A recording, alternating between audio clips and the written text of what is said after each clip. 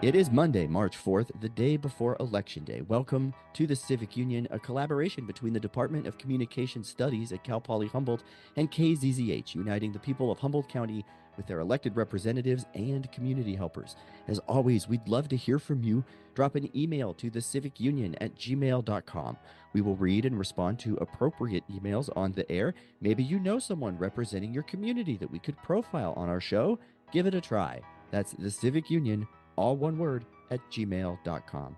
Or you can also text us. That's right, it's new. We are pre recording this interview, but in almost every other case, the number is 707 498 4146. Send us questions for our guests, current or former, and we will do our best to read them out and get them answered live on the air.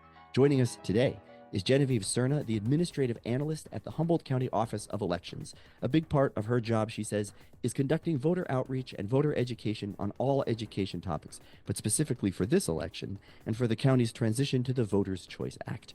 You may see the Humboldt County Office of Elections at many community events like the County Fair, Eureka's 4th of July celebration, or Bigfoot Days in Willow Creek. If you've seen them there, you may have seen Genevieve chatting with people about what to expect for the presidential primary from that office. Genevieve, thank you so much for joining us tonight, and welcome to the Civic Union. Yeah, thank you so much for having me. It's good to be here. We're very excited to chat with you. The first segment, we just kind of try to get to know our guest a little bit. The first question is, how long have you lived in Humboldt County? Yeah, so I moved to Humboldt County from the Central Valley in 2014. So I've been here about 10 years. Okay, what brought you up? Yeah, I was a student at Cal Poly Humboldt. It's like many of us are. I came and went to school and then fell in love with the place and then never left. That's easy to do. All right, very cool. When did you start getting involved in elections work? Yeah, so with elections work specifically, I was brought on with the Humboldt County Office of Elections in just April of this last year. So officially, it's been just under a year, but it's been quite a busy, busy year.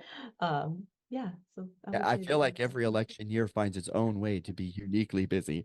They're all different in that regard. Did you do any kind of election stuff in your past? Sometimes folks did like youth in government or something like Mhm. that. And if not, that's interesting too. Any background like that?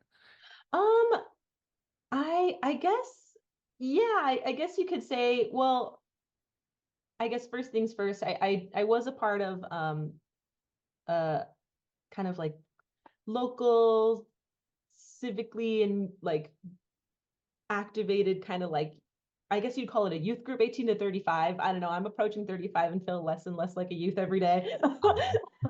Called Next Gen Eureka. And I don't think the group is active any longer. But that's kind of, I mean, just like in my personal life where I started really getting introduced to public policy, but actually working in elections and like carrying out like the administration of one, my role here at the Office of Elections was the first experience I've had. I think that there's often a big gap between like what we know about elections and how they work, and then secondarily, like how are they run and what do they involve in the day-to-day process? And maybe we can try to learn a little bit more about that as we go. Mhm. Um, were there people in your life that encouraged you to do this kind of work or that motivated you in particular to consider election work as like a job or a career? Let's see, anybody in my life who I thought um, encouraged me? No, no, not particularly. Fair enough. Yeah. What kinds of skills or interests do you think enable you to do this job?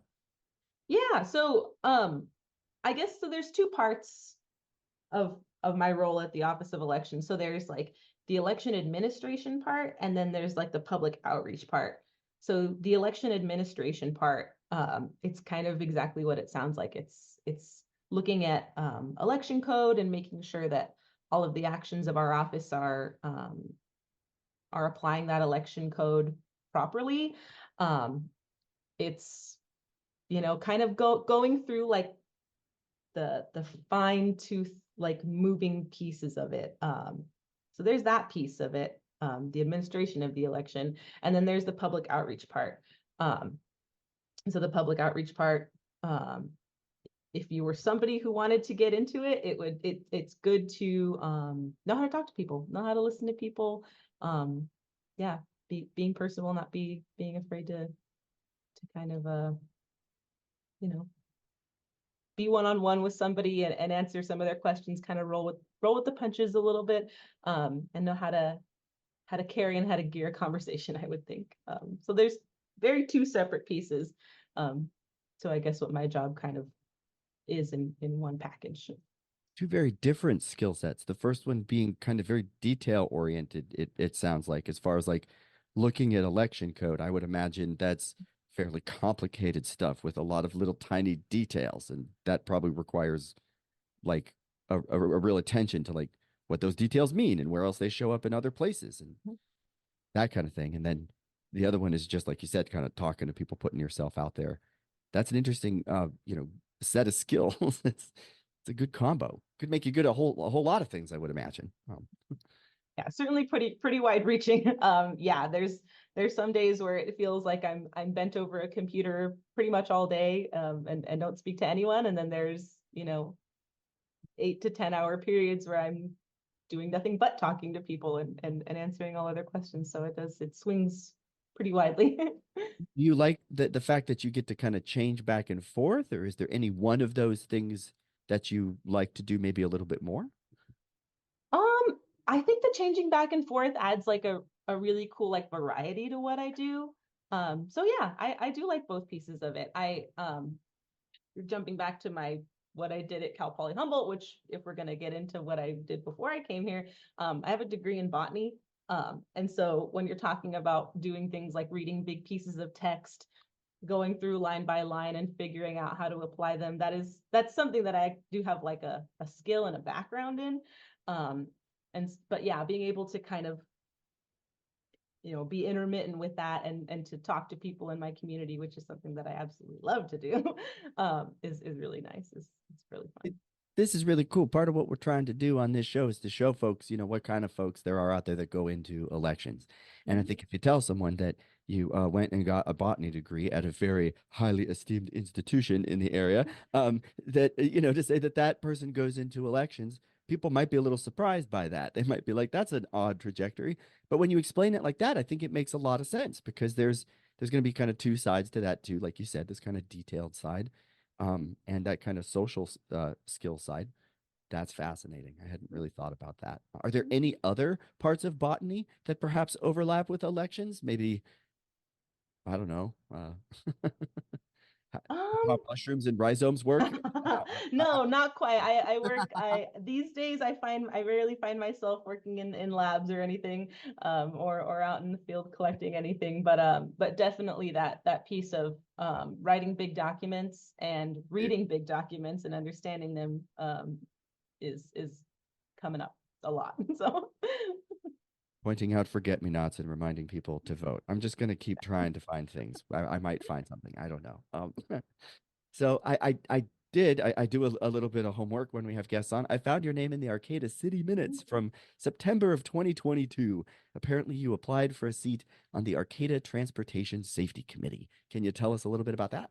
yeah, so I applied for the seat, and I'm currently a committee member on the Arcata Transportation Safety Committee, or I'll probably call it Arcata TSC. It's a good long name for a committee, but yeah, I've been on that committee since that interview in September of 22, and it's been a great experience. It was that kind of foray into public policy with NextGen that kind of again showed me how I can kind of use that reading big documents skill to apply it to some what I think is really important stuff in Arcata. We're going to dig into your work as the administrative analyst at the Humboldt County Office of Elections in like the next segment and segment three. But as a cyclist and as a pedestrian in Arcata, and as someone interested in civic government and how it works, could you tell us just a little bit about like how you apply for that committee? Just like brass tacks, like what did you do to do that? Yeah, so the city has a website, and on that website there are the committees that um, are the city staff holds meetings for, and what they are. If your listeners don't aren't familiar with what an advisory committee is, it's basically committee of community members. It's who gather together and look at pieces of city policy, specifically in the committee that I'm involved with, Transportation Safety Committee. It's kind of exactly what it sounds like. So we look at things like what did we look at recently? We were looking at the circulation element of the general plan and kind of giving our feedback on changes we would suggest, ways to improve the plan, to enhance like pedestrian and bicyclist safety throughout the city. And then those recommendations are then forwarded onto the city council after being reviewed by city staff. And then the council approves, denies, changes, includes those recommendations into different documents. So yeah, that's what the committees are. And you can find information on them. I know the city of Eureka has sections on its website about it. City of Arcata has them. And you just apply. They get the little PDF, fill it out, send it into the city manager, and go through probably like a small interview process, and then you're on it. I am looking at cityofarcata.org and their committees and commissions section. Committees here, vacancies and applications, Economic Development Committee, Energy Committee, Forest Management Committee. There's quite a few, and there is transportation safety there listed. And yes, you can, if you are interested, listener, go to cityofarcata.org or the similar one for McKinley, for Eureka, for any of the cities in the area. I'm sure. I wonder what the situation is there in McKinleyville. Different conversation.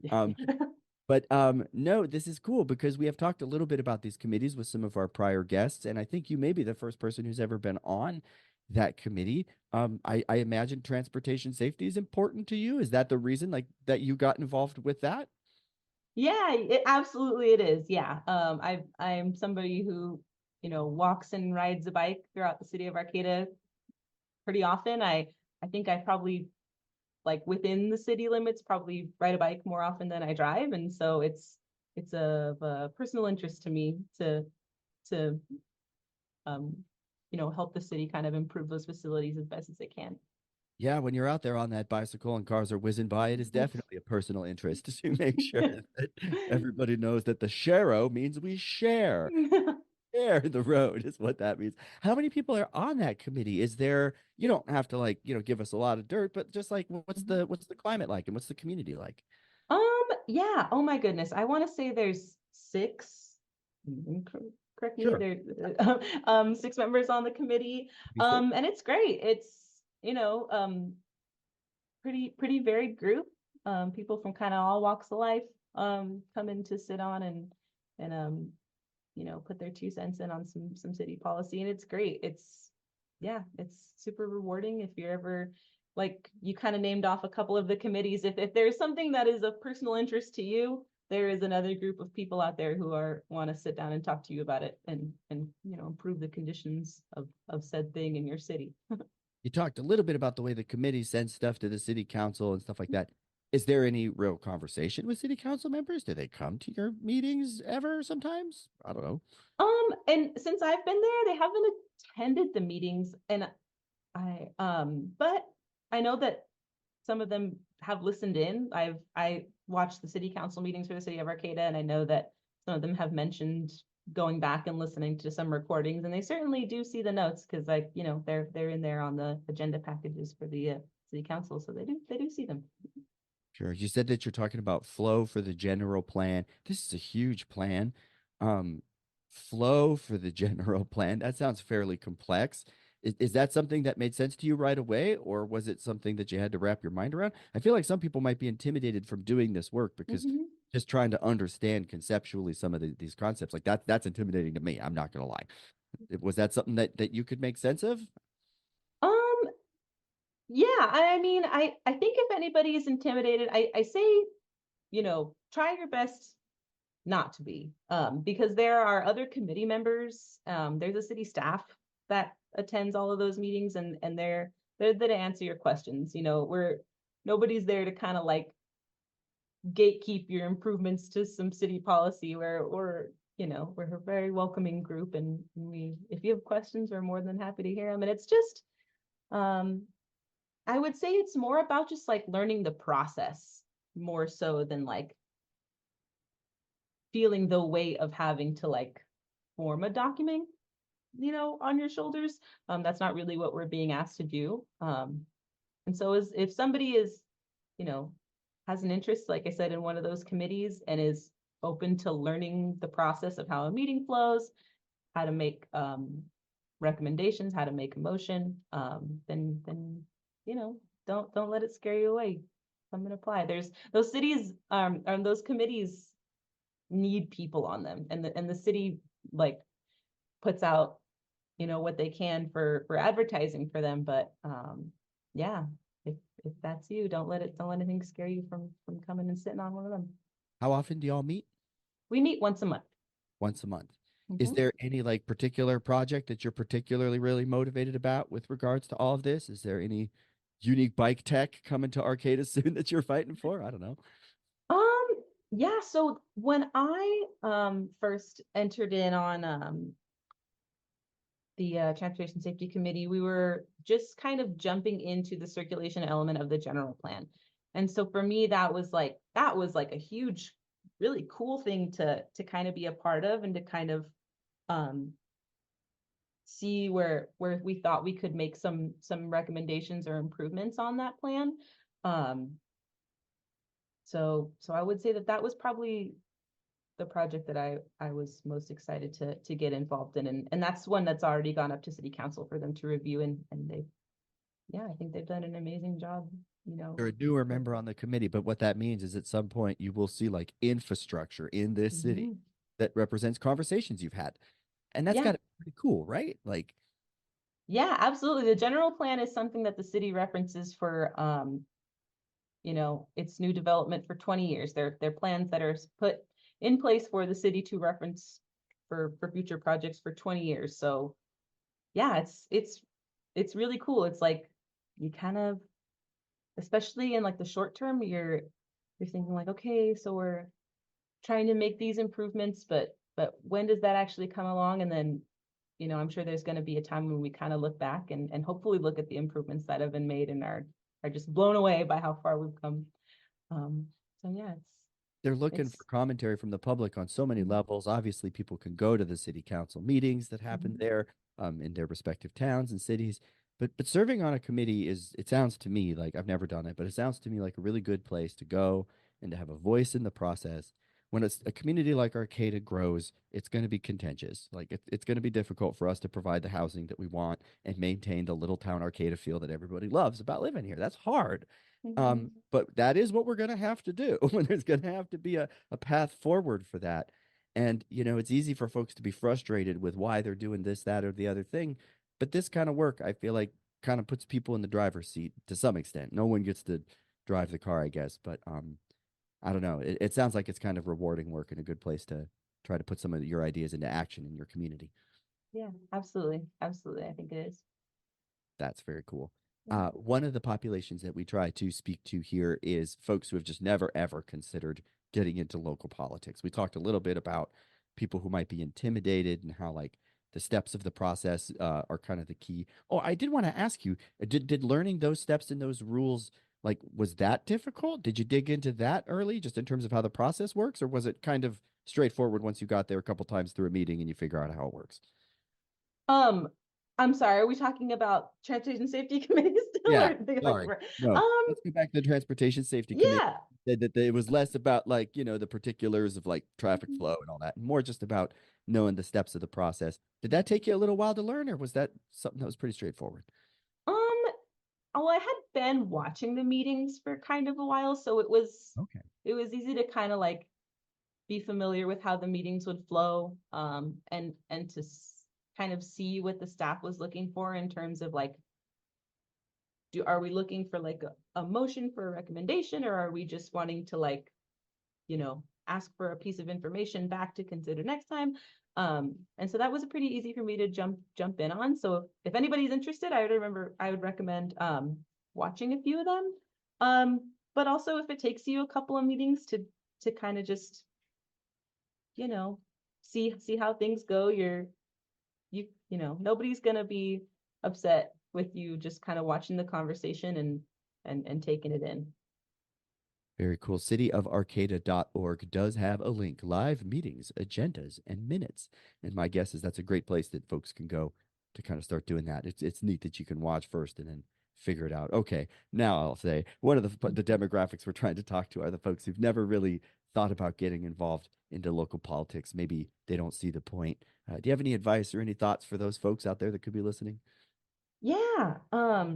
So I guess there's a difference between being involved in politics and then administering an election, because the elections office um is like a nonpartisan, we don't have any interest in what's on the ballot. Our interest is making sure everybody who's eligible for one gets it. Yep.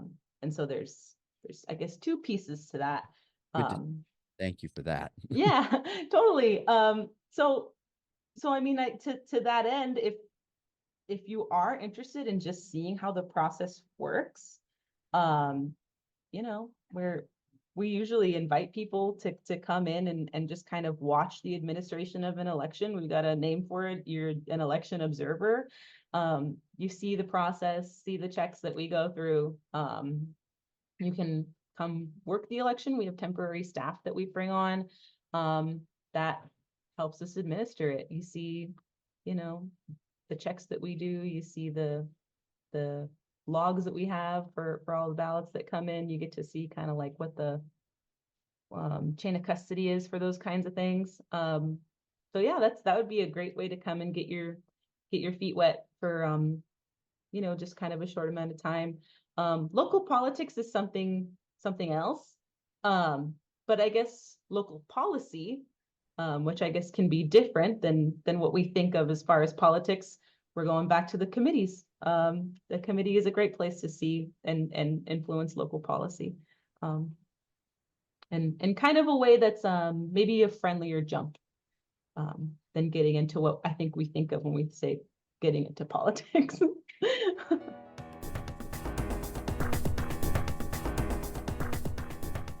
And now, an important message from Juan Cervantes, Humboldt County's Registrar of Voters, about the Voters' Choice Act.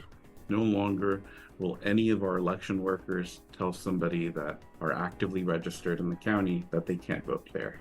Under the Voters' Choice Act, this new mechanism of voting that we're adopting in Humboldt County, any actively registered voter can go to any polling place, any vote center, and vote. If you live in Hoopa and work in Eureka and it's more convenient for you to vote in Eureka, you can go ahead and vote in Eureka. More days, more ways is the moniker. For more information, go to humboldtgov.org/elections or call 707-445-7481.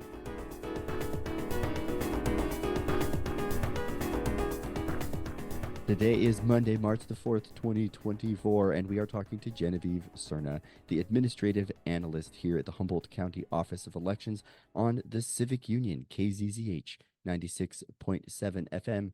Genevieve, I really appreciate something that you said right before we took that little pause, which is that there's kind of three different pieces when it comes to the ways that laws happen. We have politics, which is like running for and getting elected to an office. And we're not talking about that today because we're talking about elections, which is the second piece, which is like just the administration, making sure that the folks who can vote have the opportunity to vote.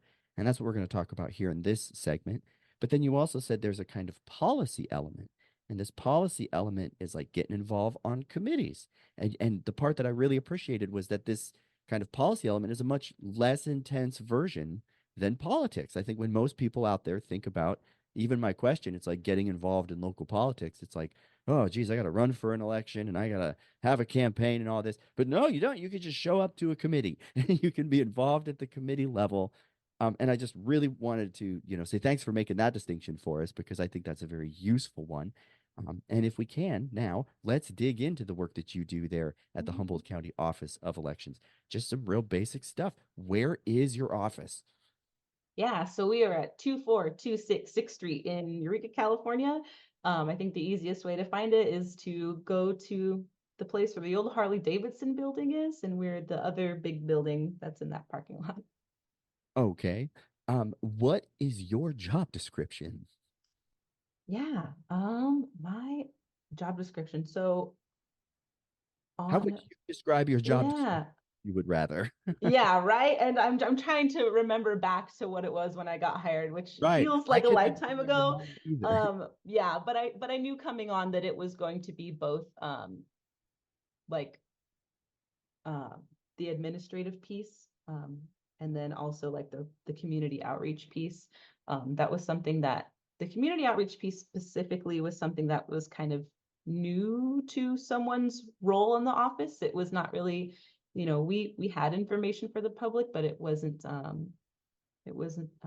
quite the thing we engaged in, I think, a lot prior to. Um, so yeah, I knew that it was going to be, going to have both sides of that Yeah, coming we in. talked in the first segment about how you have to be detail oriented and understand election code, and you have to be people forward. You got to be able to go out there to Willow Creek or to the 4th of July party. Oh, rats, Bigfoot days and 4th of July parties. Darn, you get to go there, but you get to talk to folks. Mhm. And this is a hired position, not an elected position. This was like a job that you applied for and you got the job. So I would imagine you do like get paid when we have like city councilors and people on here, they get paid, but it's not like by the hour. It's not a wage or something like that. But this is like a paid position that you have. Yes, yes, this is a paid position. It's my regular job. Cool, cool. Um, who do you work with at this job? Like, just you can name names, but also just like Mhm. generally, like what kinds of other people and what are they doing? Yeah, so it's a really, really wide breadth of people. So I mean, first things first, county staff, um, our elected officials, Juan Pablo Cervantes, he's the elected official in our office. So um, any questions that come up for them. I know we do have at our own advisory committees. Speaking of committees, as we were in the previous segment, we've got two. It's a voter accessibility advisory committee and then a language accessibility advisory committee. So with those two committees, we work with community advocates from the disabilities space, and then community advocates from like the bilingual community. For Humboldt County, our elections material needs to cover both Spanish and Hmong. So having people from those communities to come in and just kind of tell us how we're doing. Like, is our material easy to understand? Is it easy to translate? You know, are the facilities that we're choosing um, when we're hosting vote centers ADA compliant? And then the other piece of that is that we work, or that, yeah, we work with the public. So it's any registered voter in Humboldt County, people coming in to file paperwork when they're running for office. It's really it's like I said, it's a really wide variety of people, but it's really fun. Very cool. What does a day in the office look like if there is such a thing? Like, what happens? Yeah. So it's like I said, it's been pretty varied so far. So a day in the office can look anything like it does now, which is during election time, where it's kind of like nose to the grindstone, processing ballots, checking signatures, you know, kind of retrieving ballots from the vote center teams. Um, there were parts of this process or there are parts of this process where we need to create manuals and material that get sent up to the Secretary of State. They have a election code and a set of guidelines that we need to follow, and some of that includes, kind of writing those things. And then there's the other piece of it where I might spend 8 hours at the county fair, chatting with people. So like I said, it varies. It's hard to say that there's anything that's called like a typical day because it varies. Yeah, this may be a silly question considering that there are elections at certain times of year. Are there busier or less busy times of year, or is it always just kind of hectic, kind of busy, lots going on? Yeah, no, there's definitely a really big ebb and flow. To nobody's surprise, this is probably our busiest time of year. Um, yeah, it's, our vote centers at this time open at 7 a.m. and then close at 5. So we are in the office from at least 7 a.m. until Yeah, sometimes we're leaving at 6 or 7 in the evening. I've worked a couple of weekends for the last couple of weekends. But this is the big show. This is we're all happy to be putting in the work. And then it's tangible results. We're seeing those ballots come in. Um, yeah, so yeah. Ask me this time next year what my workflow is looking like, and I'll probably be, kind of wishing for the days and we had a lot of action going on. Fair enough. We are talking to Genevieve Serna, the administrative analyst at the Humboldt County Office of Elections here on KZZH 96.7 FM. What is your favorite part about working at the Humboldt County Elections Office? Yeah. In my role specifically, definitely it's got to be interacting with members of the public. Yeah, it's just fun talking to people. It's fun figuring out where it is that we're needed. It's where we can like find space to come in and talk to community members and answer their questions and give them resources. That's definitely my favorite part of the job. And these are folks that are coming in with questions about elections, but also potentially folks that are coming in interested in like running for office. You kind of address Mhm. both population groups, it sounds like. Yeah, absolutely.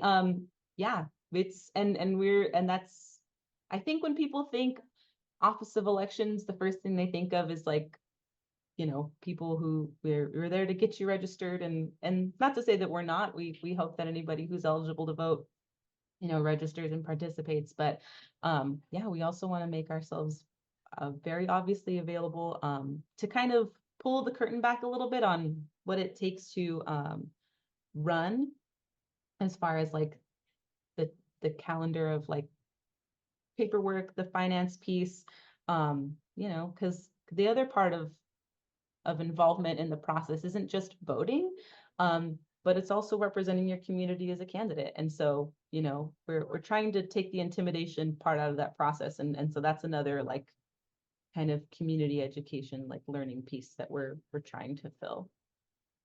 We're going to spend a little bit more time in the next bit talking about the kind of conversations you have with the public because I'm very curious about that.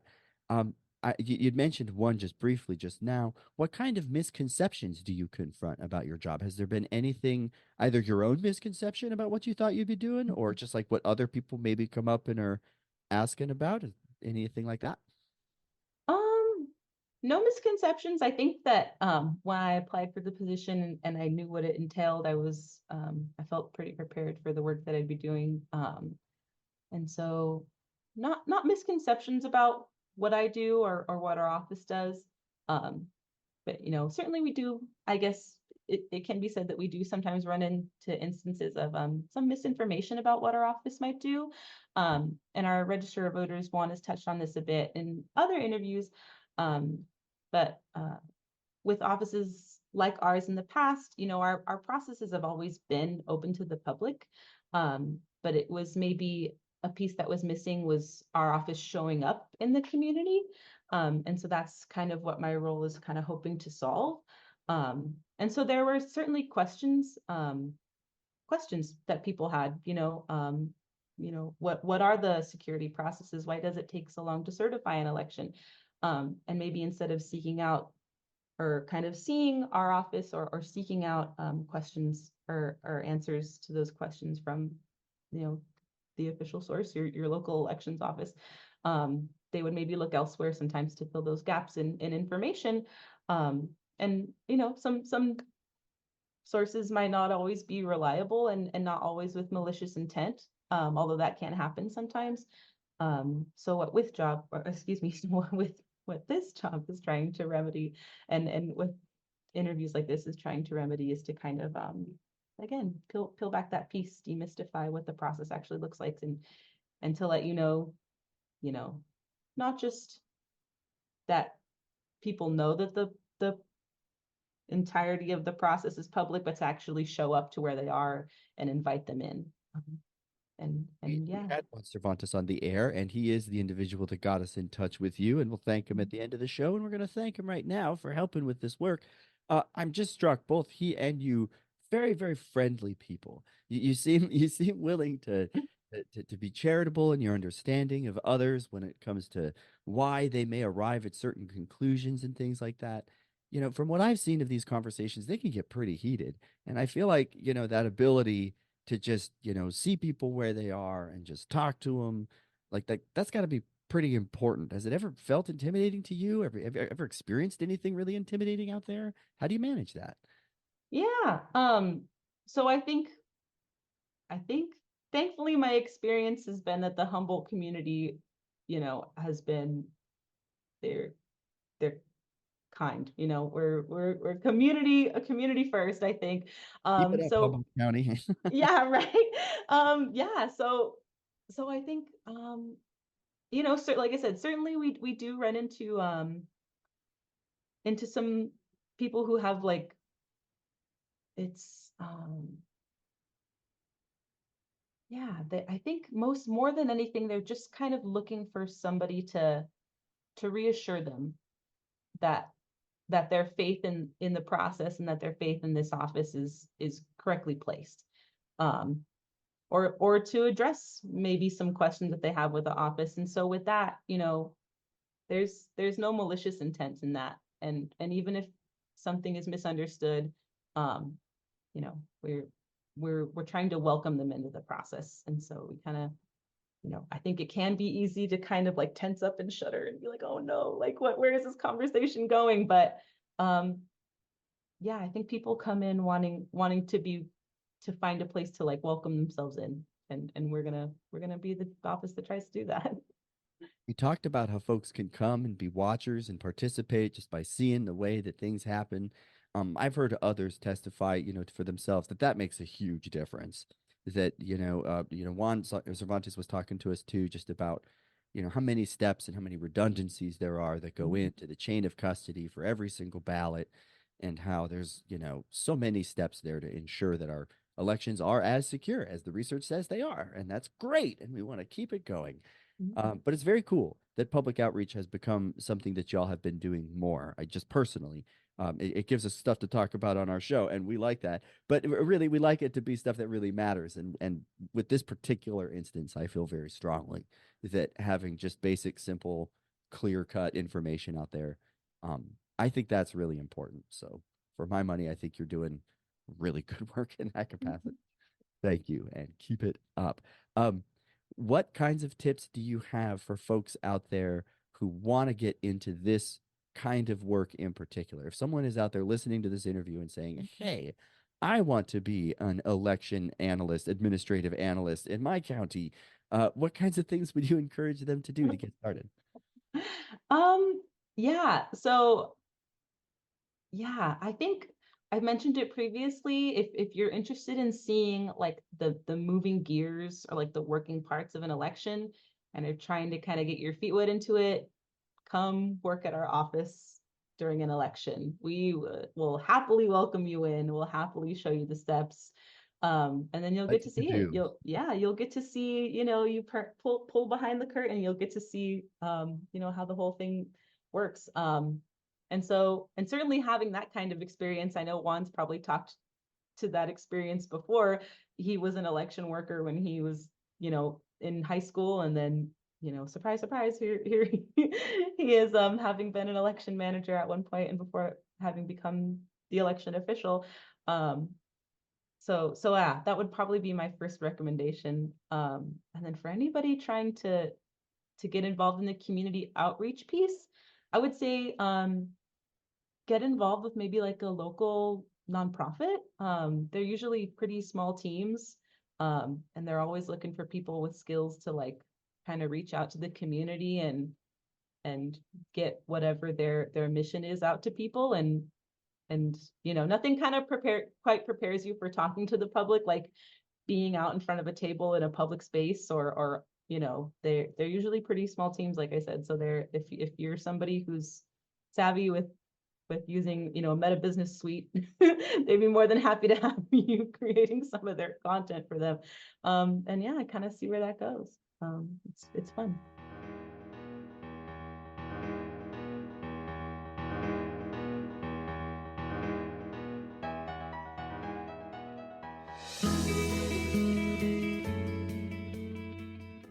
And now, an important message for the college students here from out of town from Juan Pablo Cervantes, Humboldt County's Registrar of Voters. So they have a couple of choices. So voter registration in the state of California is a matter of where you feel your residence is at, where you spend most of your time. And so that student, for the most part, has a decision of whether they want to be registered in their home county or in their current county. And so that's largely their call. If they want to change their registration to Humboldt County, we can go through that provisional process. If it happens on election day, if it happens before election day, we can just re-register them and they'll just be a regular voter. If they don't want to re-register to Humboldt County, then all of the things that we would do for them, their home county would most likely do for them as well. So they'll have access to that remote access vote by mail. They come into our office, we'll help them through that. For more information, go to humboldtgov.org/elections or call 707-445-7481.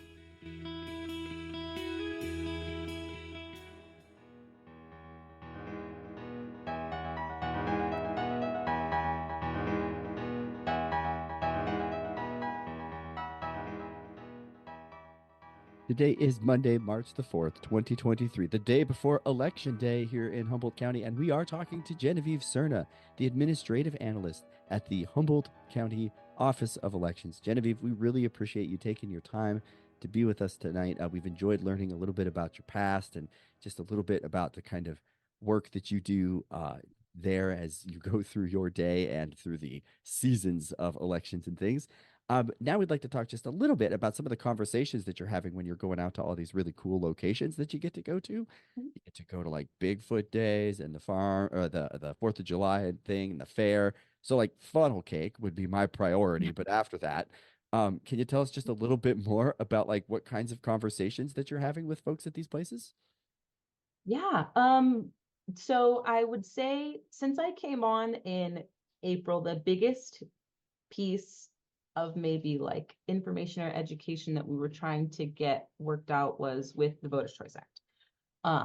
So, not only to the benefit of the voters, but as kind of like a standard that's set by the Secretary of State, there is a certain number of public meetings that we needed to have. There was a certain number of public documents that needed to be produced.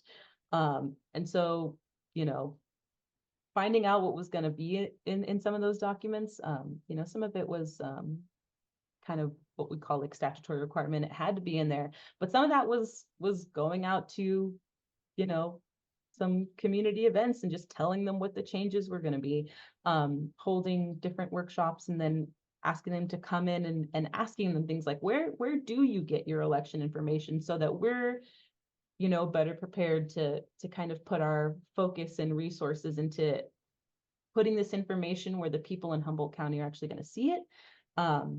Those were the kind of conversations that we were having early on.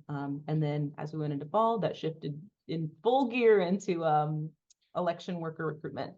And that was about the time when we were out doing a couple job fairs, internship fairs, just letting people know that you would do something that was really rewarding with a tangible end result and you would get paid for it. And so I guess those are the kind of things that we were first coming to the community with, I think. Those recruiting opportunities that you mentioned, is it hard to get the community to get involved? Do you feel like people are really excited to try to get involved with this kind of work?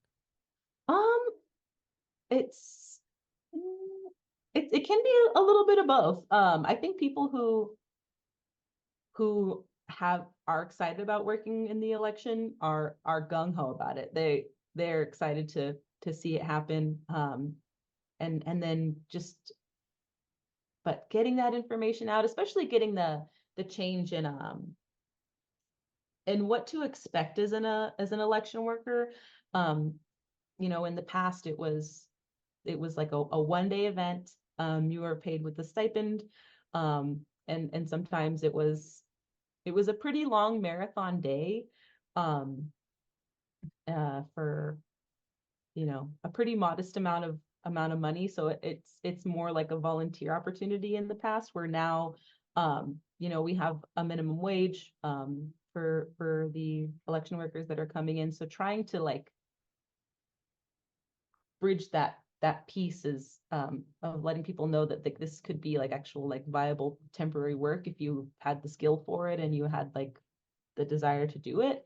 So that part of the information was a little bit harder to get out. It's yeah, it was another kind of puzzle piece. You know, where are people getting information for temporary work? Where can we put ourselves to like really get out in front of the community? But yeah, There's all sorts of temporary work both challenges and some wins there. Yeah, for sure. There's all sorts of temporary work opportunities, I was gonna say, and Mhm. a lot of it can be very rewarding. And this sounds like pretty rewarding work that folks could do for seasonal opportunities. I'm looking this up because I myself didn't know, and my producer did ask, "What is the Voters' Choice Act?" And I'll just read some of this off, and maybe you could fill in some blanks as far as you're concerned. This is from Humboldt gov.org, talking about the Voters' Choice Act here, and it says that it was established by Senate Bill 450 in 2016, the California Voters' Choice Act modernizes elections in California by allowing counties to conduct elections under a model which provides greater flexibility and convenience for voters. This election model allows voters to choose how, when, and where to cast their ballot by, short list here, mailing every voter a ballot, expanding in person early voting, allowing voters to cast a ballot at any vote center within their county, providing secure ballot drop off locations throughout the county. How did I do? Does that sum it up more or less? Yeah, that would be, I think, the elevator pitch for the Voters' Choice Act. It's a pretty Very. good summation of it. Is it contentious? I mean, to me, I feel like the more secure the election is, the better. And a big part of making sure it's secure is making sure people have access to their ballot and that they can vote. It seems pretty straightforward. Mhm. Yeah, I wouldn't say that the change was contentious as much as it's been just letting people know what their options are. I think with like the universal vote by mail part, you know, we all kind of went through that when the pandemic came and it was an election year. And so I think people were maybe kind of used to having received their ballot in the mail, you know, under just as a registered voter, without having to request a vote by mail ballot. And so the other piece was just not contentious, but just making sure that people knew that, you know, they could vote on a weekend, or they could, you know, you had 11 days to come into XYZ location, that your regular polling place might not be available, but this one was going to be available, you know, in this location. And I think like the most exciting thing to kind of let people know was that they could visit any vote center in Humboldt County. I think that, you know, we kind of get a lot of experiences where maybe somebody lives, say, in Fortuna, but they spend 40 hours a week in Eureka, or that's where they run all of their errands. And so when you've only got one day to vote, and it's, you know, the difference is like 40 minutes, you know, and kind of a trek. It's, but you know, you're working in a building in Eureka, and you can just walk into that location right there and then cast the same ballot as you would, you know, from your previous polling place. And so, yeah, I think a lot of exciting changes. That's a really important note. I tell people I grew up in Montana, but I live closer to cows than I ever did in California. Than I did in Montana. Like, this is a rural place, and these changes are there in, you know, to benefit lots of populations, but it makes a huge difference. My producer Nate gave me the note that if you live in Hoopa, work in Eureka, which was essentially exactly what you were saying, which is, and that's not uncommon. I think a lot of people have that experience. And you know, I think you characterized it well as a bunch of misinformation out there about the kind of security of our elections. And some people are pointing at some of these methods. But this is literally how we secure the election, by making sure that people have the ability to vote in these circumstances when they live far away from where they work, and their polling place is only open a certain period of time. That sounds like a pretty important piece of policy right there. So, Yeah, very. absolutely. I would say so. All right. Um, let's get back a little bit to like when the primaries roll around. So is it pretty much the same? Like when the primaries start rolling, what kind of work do you have to do? And about when does that prep start taking place? Yeah, so I would say the preparation for the primary started in about October. That's when we actually started sending out, contact to the voters. You might have recalled getting a little postcard in the mail. That was our first. Yeah. Yeah. Yeah, that was our first piece of Voters Choice Act educational material, kind of an introduction to what the new processes were going to be for this election. And it was also, more importantly, a method for us to ensure that voters were still at the address that we had, them registered at in our system. So, clearing voter rolls for voters that were no longer in certain locations. And that's, the first critical piece of running this election, is making sure, everybody gets a ballot where they expect it to be. This is KZZH 96.7 FM Eureka Radio, and we are talking to Genevieve Serna, who is an administrative analyst at the Humboldt County Office of Elections. We're talking about the work that we're doing leading up to the primary itself, and like when the primaries are taking place. Does that, like, when the actual primary takes place, now it's less like public outreach and more just like deluge of processing and making sure that all of that content is taken care of. Is that right? Yeah, I would absolutely say so. Since about February 5th, we sent out our ballots through the mail February 5th, and we got a couple vote by mail ballots back the next day. And so from that point on, it was a matter of sorting them. We check the signatures on each ballot twice, go through a process of sorting them and securely opening them. So that's been, yeah, I've had very, very little time outside of the office for the public outreach piece, but hopefully, and this might be a little bit of a plug on our end, but we've kind of, in this kind of new effort to kind of actually reach out to people with educational material. This is also the first time that we've had social media campaigns. So we were going to let, again, that meta business suite do the public outreach for us a little bit. So yeah. Technology work. Yes. Yeah, one of the questions we had was, do you feel like your office has had success in getting this info out in terms of all of these new ways that people can cast their ballot? And I know our show is a resounding success, and Juan came on and talked a little bit about that, and we did our part there. How do you feel in that capacity? I feel really good, especially given that this is our first time running it under this model. Yeah, I think no first attempt is gonna cover 100%. But I think of what we have been able to bring to people, and the information that we were able to provide, I think we've done a really great job. People email us, call us, talk to us all the time about how they heard, our PSA on the radio. They saw XYZ ad on Facebook and Instagram. And so that's been really fun. Is this more or less the same work for all elections? Are different elections different? It sounds like just generically a couple months in advance, there's a postcard that's like, heads up, here it comes. And generically, when that starts, it all shows up and you got to open it and count signatures. Is that pretty much how it works every time?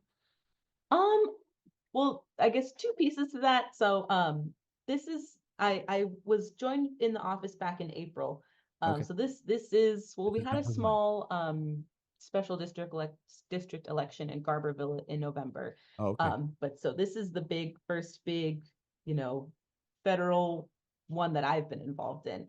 But just in that piece, yeah, we've especially given that it was a VCA election, I think we really kind of like, hit the gas with the public outreach stuff.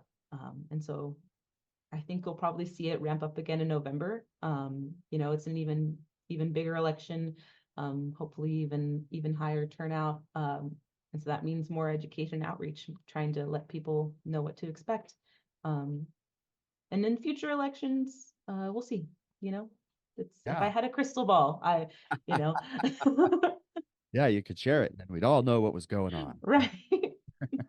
I'm dying to know. You said that there was like a special election in Garberville. See, now this is the kind of thing that not everyone in the world knows. And when you're sitting in that office, you're going to learn about like all these little special elections. And I understand that every election is important, and we got to make sure every election is full steam ahead.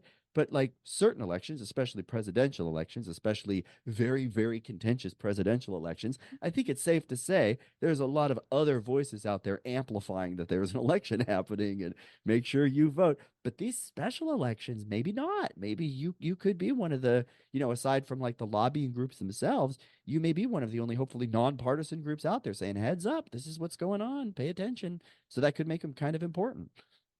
Yeah, absolutely. The small elections, I think Juan will talk about it, as much as we can. Like, we really can't stress how important the special district elections are, the school board elections are. Those are some really big community resources that come up on your ballot. And so we really hope that, even for what it might be considered small, there might not be a president on it, but it's still something at stake for you. So yes, please vote. Yeah, those local elections impact people's lives much more immediately in very, very direct ways. And I think they're especially important. So that works. Again, just perusing HumboldtGov.org Voters Choice Act page here. They also have a great little document here that's like, where are the voting centers and drop boxes for the March 5th primary. So if you have any question where Willow Creeks is, Trinidad, McKinleyville, Arcata, Eureka, Fortuna, Redway, they're all listed here. They tell you when they open and what you can do. Again, that's HumboldtGov.org is where you can go to get some of those. Is this Voters Choice Act, this applies to all elections or to just primary elections? This is every election. Is that right? Yes, it's going to be how we conduct elections in Humboldt County going forward. Yeah. What are the most important things for voters to know as the primary approaches? What do you think? Yeah, I think the most important piece of information would to be that if you have a question, if you need information, if you want clarification, call us, email us, come into our office. We're here to provide you with whatever piece of information it is that you're looking for. So please come in. I just Googled it. The Humboldt County Office of Elections, 707-445-7481. Does that sound right to you? You're nodding. Okay. Yes, that's Good. it.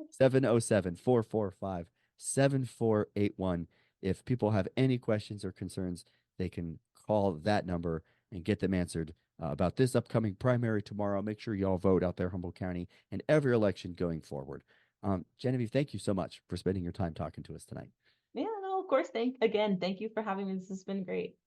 This has been the Civic Union, a collaboration between KZZH, Access Humboldt, and the Department of Communication Studies at Cal Poly Humboldt, uniting the people of the county with their representative government and community helpers. Once again, I'd like to thank Genevieve Serna for joining us and Juan Cervantes, the Humboldt County Registrar of Voters, for helping us get into conversation. Thanks also to my producer, Nate Dogg. Have you missed any of our prior shows? Well, good news. Nate Dogg has been putting them all on YouTube. That's at the Civic Union over there. No video. We're radio people, but you can listen. That's at the Civic Union on YouTube. Check it out. We've been running for over a year now, and there's a lot to learn about the people who make our county hum. We will be back next month, 6 p.m. on Monday, April the 1st. No fooling, with more local people serving our community right here on 96.7 FM Eureka. Up next, certified animal behaviorist Charlotte Peltz gives you tips, tricks, and tools to make it work for the roommate who eats that brand new baseball cap that you got for Christmas. It's Living with Your Dog, only on KZZH, Access Humboldt, local voices through community media.